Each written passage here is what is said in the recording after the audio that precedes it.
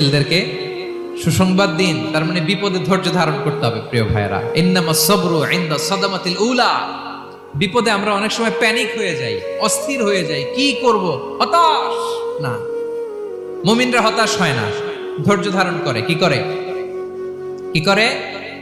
ধৈর্য ধারণ করার শক্তি দাও গো মেহেরবান আমায়, দাও গো মেহেরবান। পড়েন, ধৈর্য ধারণ করার শক্তি দাও গো মেহেরবান আমায়, দাও গো মেহেরবান। সবাই বলুন একসাথে, ধৈর্য ধারণ করার শক্তি দাও গো মেহেরবান আমায়, দাও গো মেহেরবান।